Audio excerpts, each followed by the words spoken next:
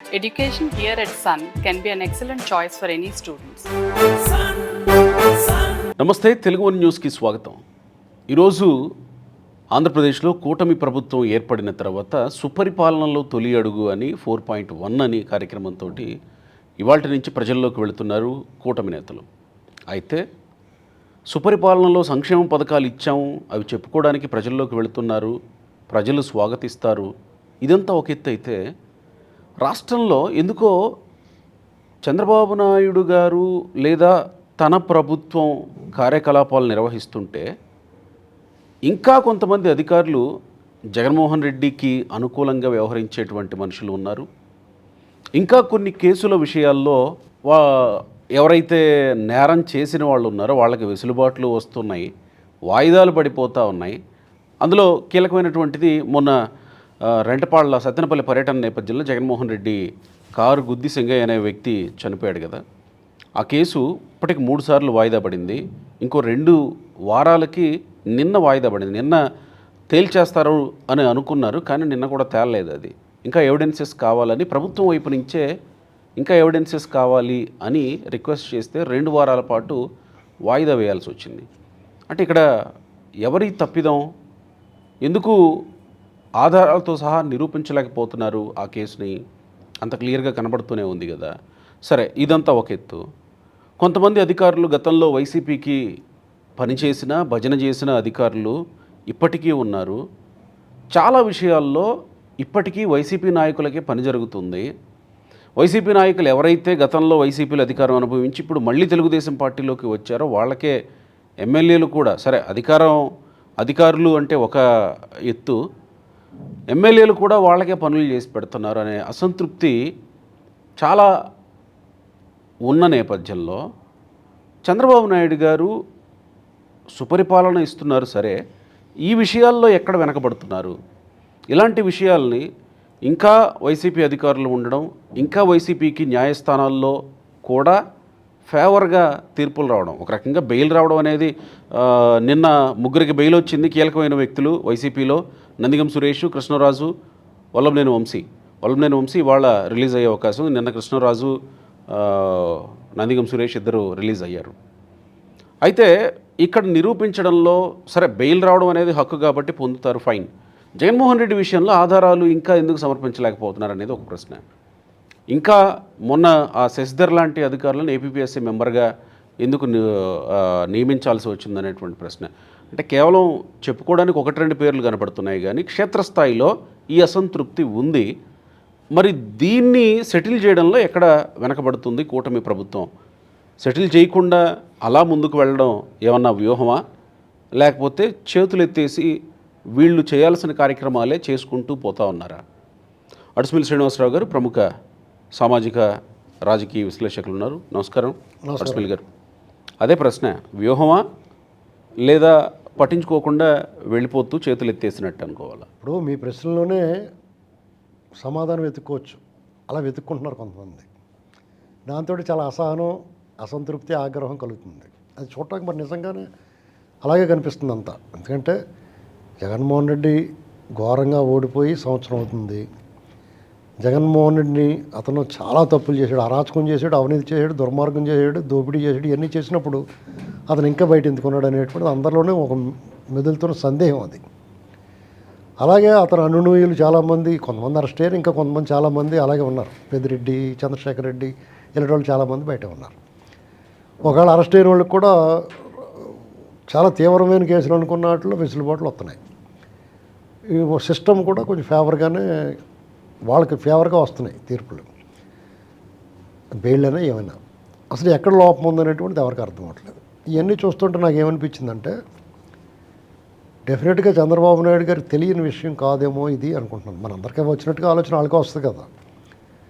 నాకు ఇది చూస్తున్నప్పుడు నాకు ఏమనిపించిందంటే మహాభారతంలో మొత్తం మనకి మహాభారతం అనేటువంటిది ఒక గైడ్ లాంటిది. ఇందాకే నేను ఒక ఛానల్లో మాట్లాడాను. అక్కడ పరిమితమైన కాల పరిమితి ఉండటం వల్ల కొంచెం బాగా మాట్లాడలేకపోయాను నేను. ఇక్కడ సంపూర్ణంగా కొంచెం సంపూర్ణంగా మీరు అవకాశం ఇస్తారు కాబట్టి అంటే కొంచెం కుదురుతుంది కాబట్టి ఒక 2-3 నిమిషాలు ఎక్స్టెండ్ అయినా ఇబ్బంది ఉండదు కాబట్టి నేను పూర్తిగా చెప్పదలుచుకున్నాను. ప్లీజ్. మహాభారతం అనేటువంటిది ఒక మహాకావ్యం అండి. అది కల్పితమా జరిగిందా ఏదైనా కానివ్వండి, వ్యాస మహర్షి రాసిన దాన్ని తెనిగించిన నన్నయ్య, ఎర్రాప్రగడ, తిక్కన స్వామియాజీ వీళ్ళు ధన్యులు. మనందరికీ ఒక మార్గదర్శకం, ఒక గైడ్ ఇచ్చారు. ఆ గైడ్లో లేనిది ఏమీ లేదండి. ఆనాడు ద్వాపర యుగంలో జరిగిందని చెప్పబడుతున్న ఈ మహాభారతాన్ని కలియుగాన్ని కూడా అన్వయించుకోవడానికి వీలుగా ఆ కథనం ఉంటుంది. ఎందుకంటే మహాభారత యుద్ధం జరుగుద్ది, కురుక్షేత్ర యుద్ధం జరుగుద్ది, దుష్ట శిక్షణ శిష్ట రక్షణ జరుగుద్ది. అంతా అయిపోయిన తర్వాత అర్జునుడు దుఃఖిస్తాడు. అన్నదమ్ములు, బంధువులు, స్నేహితులు, సన్నిహితులు, సహచరులు వాళ్ళందరూ మరణిస్తారు. పుత్రశోకంతో శోకిస్తూ ఉంటారు. వాళ్ళ గర్భశోకం తట్టుకోలేక మహిళలు, స్త్రీలు అంతఃపురంలో కంటికి మింటికి ఏకతారుగా ఏడుస్తూ ఉంటారు. ఇవన్నీ చూసినారు. శ్రీకృష్ణుడి మీద ఒకసారి నిందాపూర్వకంగా అంటాడు శ్రీకృష్ణుడు అర్జునుడు, మహానుభావ, నీ విశ్వరూపాన్ని కురుక్షేత్రంలో నేను దర్శించాను. సర్వకాల సర్వవేళ అవస్థన యందు నువ్వు సర్వజగత్ రక్షకుడివి కదా. ఈ చరాచర జగత్తుని ఈ ఈ స్థితిని గతిని మార్చగల శక్తివంతుడు కదా. నువ్వు అనుకుంటే ఇంత తతంగం లేకుండా ముగించగలవు కదా. ఎందుకు అలా చేయలేదు నువ్వు? ఈ శోకాన్ని ఎందుకు మిగిల్చావు మాకు? ఈ విజయోత్సవాన్ని మేము అనుభవించలేకపోతున్నాం. ఈ ఆనందోత్సవాలు ఎక్కడ కనిపించట్లేదు మాకు. ఈ రాజ్యం వీరభోజ్యం నిజమే, కానీ ఈ రాజ్యాన్ని మేము ఏం చేసుకోం? సుతులు, సతులు, హితులు, సన్నిహితులు అందరూ నిర్జించబడిన తర్వాత, హతులైన తర్వాత ఈ వైభవము, ఆస్తి, సంపద, ఐశ్వర్యం మాకెందుకు అని విచారంగా నిందాపూర్వకంగా శ్రీకృష్ణుడు నిలదీస్తాడు. నిలదీసినప్పుడు శ్రీకృష్ణుడు అరమోడ్పు కనులతో ఒకసారి చూసి అతను ఏం చెప్తాడంటే, బావా, నువ్వు ఇంకా చాలా వెనకబడి ఉన్నావు. ఆంధ్రాలో ప్రజల్లాగా మాట్లాడుతున్నావు. కలియుగంలో ఆంధ్రాలో ప్రజలు ఉంటారు, నువ్వు వాళ్ళలాగా ఆలోచిస్తున్నావు. నువ్వేం చేయాలని నువ్వు ఒకసారి తరిచి చూడు. నీకు మహాభారతంలో ఏదైనా సరే నా కనుసన్నల్లో నేను అనుకున్నదే జరిగింది. అక్కడ నేనే సూత్రధారిని, ఒక్కొక్కసారి పాత్రధారిని, మీరందరితో పాటు నేను కూడా పాత్రధారినే. కానీ అది అలాగే జరిగి తీరాలి. శకుని పాచికలు, శకుని మంత్రాంగం, యంత్రాంగం లేకపోతే ఆ జోద వ్యసనం అనేటువంటి మహాధర్మాత్ముడైన ధర్మరాజులోని జోదం అనేటువంటి ఒక వ్యసనం ఎంతటి తీవ్ర పరిణామాలకు దారితీస్తుంది అనేటువంటిది ఈ ప్రజానీకానికి ఎలా తెలుస్తుంది రాబోయే తరాలకి? దానివల్ల అతను ఏం నష్టపోయాడు, అతని కుటుంబం, అతని సోదరులు, సతీమణి నష్టపోయింది తెలియాలి కదా. దానివల్లనే కదా వస్త్రాభరణం జరిగింది. ఇవన్నీ కూడా చూస్తా మీ తండ్రి సోదరుడైన, నీ పినతండ్రి అయిన ధృతరాష్ట్రుడు ఈ విషయంలో మీకు ఏమీ న్యాయం చేయలేకపోయినటువంటి విషయం మీకు అర్థమైంది కదా. అదే జరగలేదనుకో, వస్త్రాభరణం ఉండదు, ధృతరాష్ట్రుడి తాలూకు అంతరంగం మీకు తెలిసే అవకాశం లేదు కదా. మీరు రాజసూయాగం చేశారు, మయసభ నిర్మించారు. దాన్ని సందర్శించడానికి వచ్చిన దుర్యోధనుడు నిజంగానే చాలా గొప్పవాడు, మానధనుడు, అభిమానధనుడు. కానీ అతనిలో ఉన్న ఒక అసూయ, ఈర్ష్య అనేటువంటిది అతని నిలువెల్ల దయించి అతని కపట బుద్ధిని బయటపెట్టింది కదా. అతను ఈర్ష్యాగ్నితో రగిలిపోయాడు కదా. దానివల్ల కదా ఈ ముసలి అతని ఈర్ష్య, అసూయ ఉందనేటువంటి విషయం మీకు తెలియదు కదా. అది జరగకపోతే మీరు చాలా గౌరవించి యుద్ధంలో కూడా నమస్కార బాణాలతో మీ గురువు ద్రోణాచార్యుని నమస్కరించుకుని గౌరవించుకుంటారు కదా. అతను అధర్మం వైపు ఉన్నాడని మీకు ఎలా తెలుస్తుంది కురుక్షేత్రం జరగకపోతే? గురుపుత్రుడు జమదగ్ని, అశ్వత్థామ అసలు మీ స్నేహితుడు, సన్నిహితుడు కదా, నీ సహ విద్యార్థి కదా. అతను మీ పాండవ పుత్రులందరినీ అంతమొందించాడు కదా. గర్భంలోనే అంతమొందించాలని చూశాడు కదా. అతనిలోని ఈ కోణాన్ని మీకు ఎలా తెలుస్తుంది కురుక్షేత్రం జరగకపోతే? అతను మనవాడే కదా అనుకుంటావు కదా నువ్వు. కురు పితామహుడు, గాంగేయుడు, శంతను కుమారుడు, భీష్మాచార్యుడు మీ తాత కూడా అధర్మం వైపు ఉన్నాడా? తాత నువ్వేటి అధర్మం వైపు ఉన్నావు అనేటువంటి విషయం మీకు తెలియదు కదా ఈ యుద్ధం జరగకపోతే. పాంచాలి ద్రౌపదీ దేవిని నిండు సభలో అవమానిస్తే భీష్మ, ద్రోణ, కృపాచార్య, అశ్వత్థామాది కర్ణుడు లాంటి మహాయోధులు, వీరులు, ధర్మపన్నాలు పలికోరు విదురుడితో సహా, ధృతరాష్ట్ర మహారాజు, గాంధారీదేవి వీళ్ళందరూ కూడా సభలో మౌనం వహించడం ధర్మద్రోహం కాదా అది? ఆ విషయం మీకు ఆ వస్త్రాభరణం జరగకపోతే మీకు ఎలా తెలుస్తుంది? జోదం లేకపోతే వస్త్రాభరణం ఎలా జరుగుద్ది? కాబట్టి నువ్వు నువ్వు వర్రీ అయిపోయి విపరీతంగా నువ్వు బాధపడిపోయి నన్ను నిందించడం కాదు. మీరు అరణ్యవాసము, అజ్ఞాతవాసము చేయకపోతే నీ సోదరులు చేసిన అన్యాయం నీకు ఎలా తెలుస్తుంది? అరణ్యవాసంలో నిన్ను అంతమొందించాలనేటువంటి కపట కుటిల బుద్ధిని అతను శకుని, కర్ణాదులు అమలు చేశారు కదా. లక్క ఇంట్లో మేము తగలబెట్టాలనుకున్నారు కదా. లేదంటే నీ సోదరులను విపరీతంగా ప్రేమిస్తూ ఉంది కదా నువ్వు. ఇవన్నీ తెలియకపోతే నువ్వు మేము సోదరుడే అనుకుంటావు కదా. వాళ్ళు నిన్ను అంతమందించడానికి చూసినప్పుడు కదా నీలో ఒక రోషాగ్ని, పౌరుషాగ్ని, ప్రతీకారేచ్ఛ పెరిగింది కదా నీలో.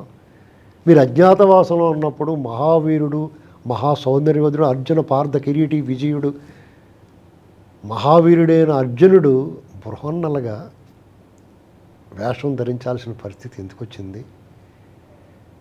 ఇదంతా కూడా ఊర్వశి దేవకన్య శాపమై ఉండొచ్చు, కానీ అతను ఆడంగిలా వ్యవహరించాల్సిన పరిస్థితి ఎందుకు దాపరించింది మీకు?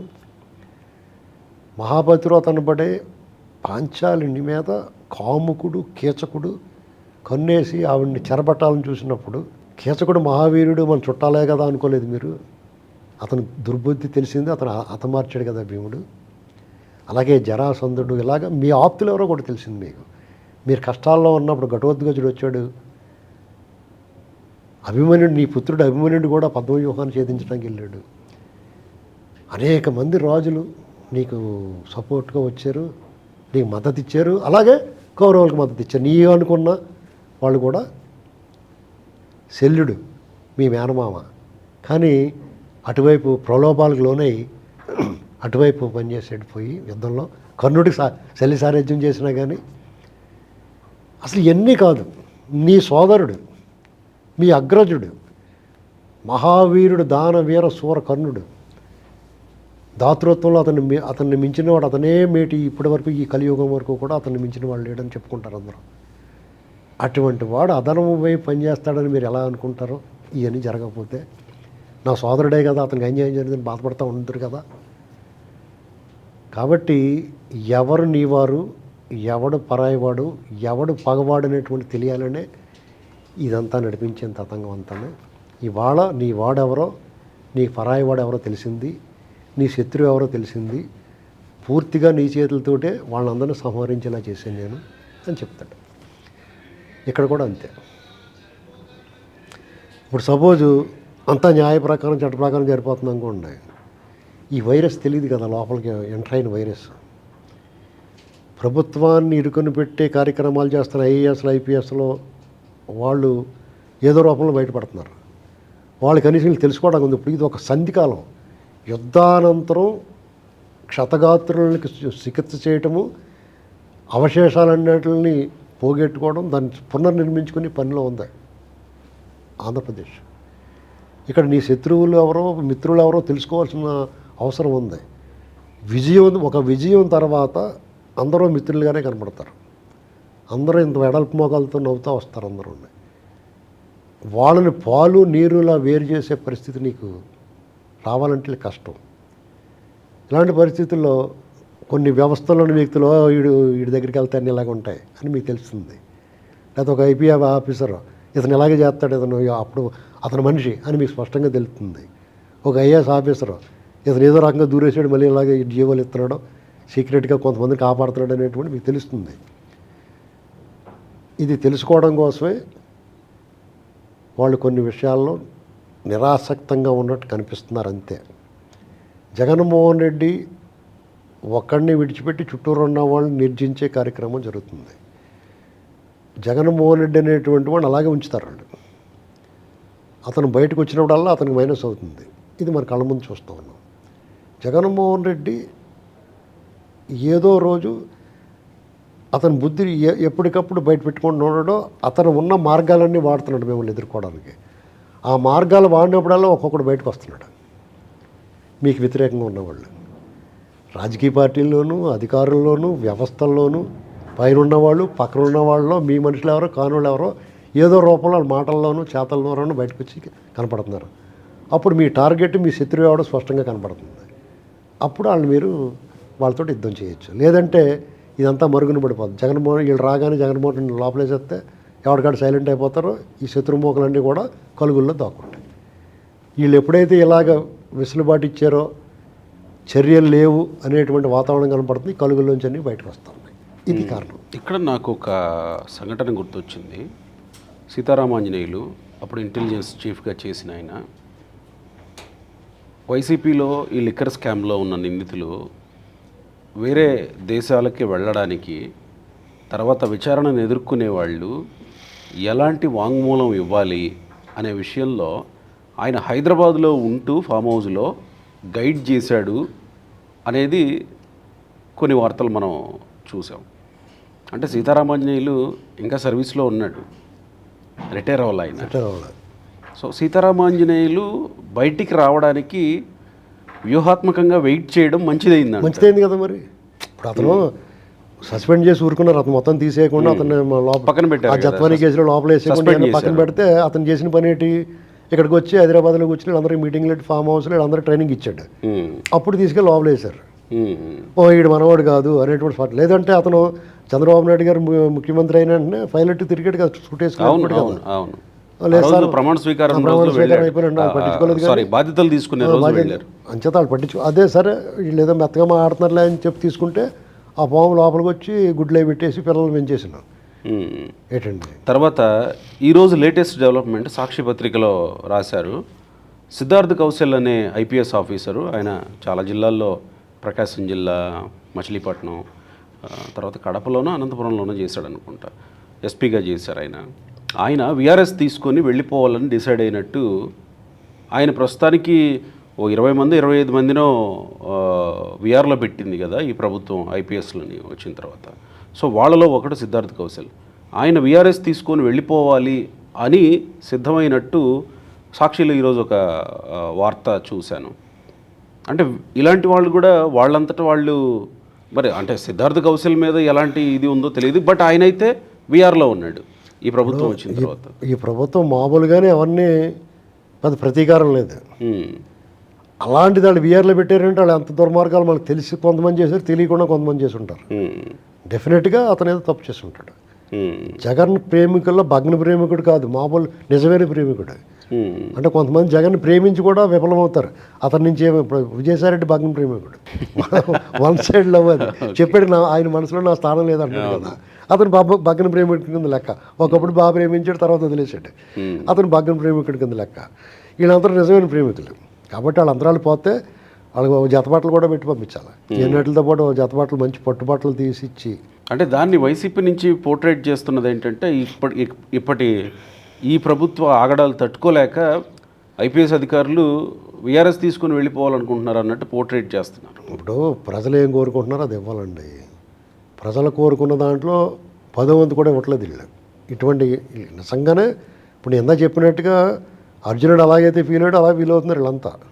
భారతంలో అర్జునుడు ఫీల్ అయినప్పుడు నేను భారతాన్ని గైడ్ అని ఎందుకంటున్నానంటే ద్వాపర యుగంలో జరిగిన ఇప్పుడు జరుగుతున్న ప్రతి అంశం కూడా ఆ రోజు అందులో ఉంది మహాభారతంలో. మీ జాగ్రత్తగా సూక్ష్మంగా పరిశీలించి దీన్ని పోల్చుకోవాలంతే. ప్రతి అంశం ఉంది. ఇంకా ప్రత్యేకంగా దీని గురించి ఇంకా విశ్లేషించాల్సిన అవసరం లేదు.